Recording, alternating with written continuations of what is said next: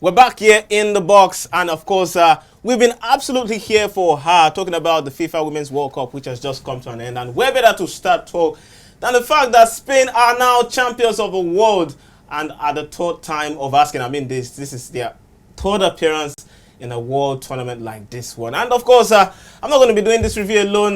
Kunles, the Kunles are here with me. The battle of the Kunles, if you like. There is Kanny, as he likes to call himself. And then there's Figa, as I like to call him. Guys, how you doing? I'm doing very well. How you doing, Ayo? Kunle, what's up? Hey, Bikunle, or Kanny, as you would like to be Why called. are you calling me Kanny in the Yoruba way?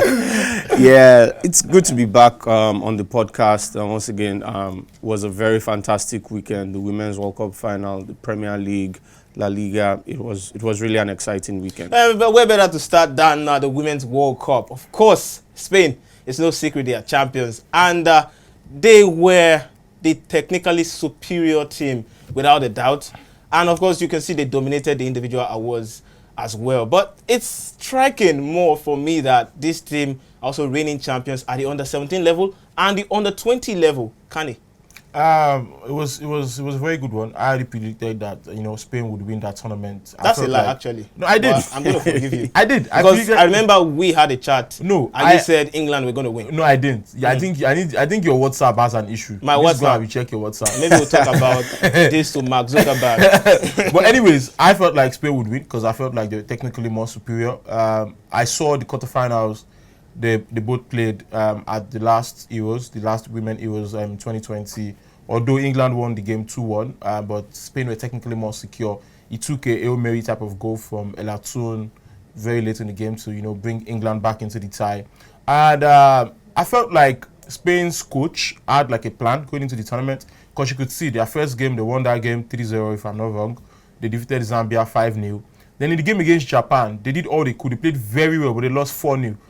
I have a theory that they deliberately finished second in the group so as to have like sort of like an easier route to the final because they had to play Switzerland in the round of 16, then the quarterfinals, Netherlands, and the semi-finals, Sweden, getting into the final. I felt like they were technically superior to England. I also thought, as much as I love Sarina Wiegman as a coach, I thought she got it wrong in the final, taking off Alexia Russo and bringing in a winger like Chloe Kelly, who will always want to, whip in the crosses. Well, we're going to leave the theory for the pedagogists to decide. But the question is, where England stunned because they didn't particularly start this tournament in full throttle, but somehow they found their way.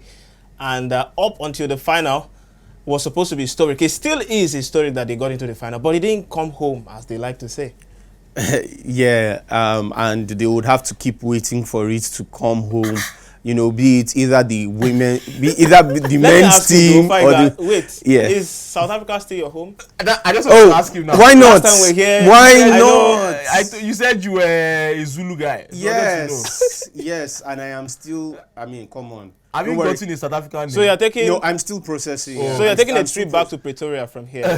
Very soon, very soon. I'll be leaving all of you very soon. So, well, I wouldn't say England were stunned because I think I would say Spain, England met a better side. Because right from the get-go, you could see that Spain were, I don't know, but Spain mirrored the Spain team of that won the 2010 World Cup.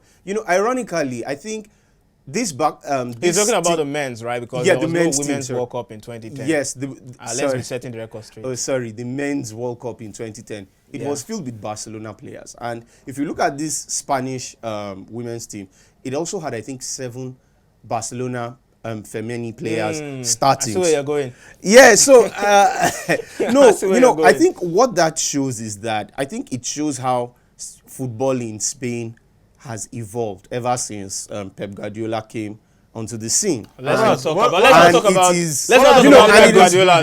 Let's not talk about. I'm just talking about how it has evolved. What has it got to do with the women's team? But talk about evolution. Being that philosophy now this coming tournament into the women's team, and you can see how now it seems we can say maybe Spain are this. Ayo, 1 minute. See, I respect everything you said, right, Kunle, but I felt like the Spain we've always known has always been a side that loves putting the ball on the ground ever since. Why would they put it in the air? There's England that likes playing it up. There's a lot of Oh, teams that like playing it. that's pretty much stereotypical. No, I'm not really like that. I'm just saying we've all known Spain to be that side that wants to, the tiki-taka style ever since Johan Cruyff came in. Yeah. So I just felt like one thing that helped the Spanish team as opposed to the Lionesses was the fact that, like you rightly mentioned, Kunle, they play together. And myself and Ayo were having a conversation yesterday, if I could remember correctly, maybe yesterday before yesterday.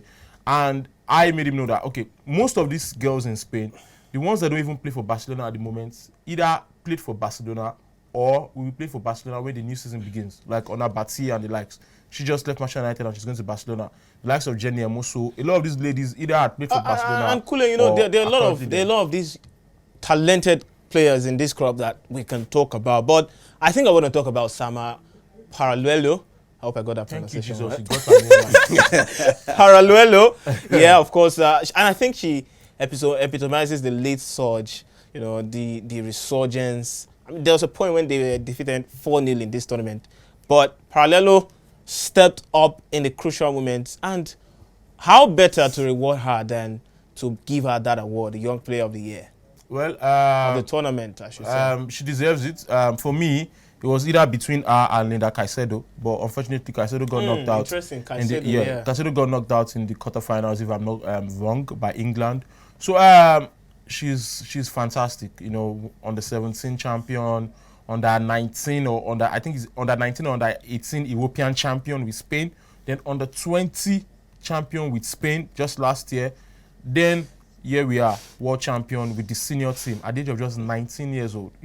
Got a goal, or the all-important goal for them in the quarterfinals against the Netherlands. A goal helped them get to the semi-finals. In the semi-finals, when everything looked very tough, looked very difficult, like they were heading for extra time.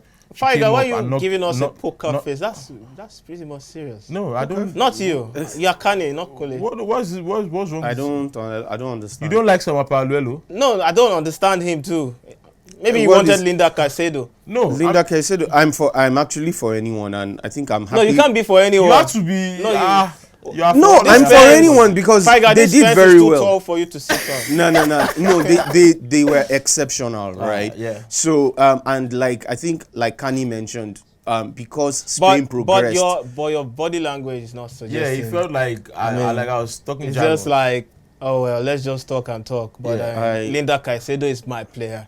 That's the way it seems like to me. Nah, I'm for anyone. Really. Okay. For anyone. Okay. Yes. But basically, I felt like she deserved it. I felt like she played well. She completed the most dribbles in the tournament, right from the group stages. I think I had about 18 dribbles completed as at the group stage level, and she just took it on. Hopefully, she has a very good career, injury-less career. Does very well. She's the sky is the limit. She plays for that same FC Barcelona team that Faiga was talking about. So many more tournaments for her, and hopefully along the way she picks up 1 or 2 Ballon d'Ors.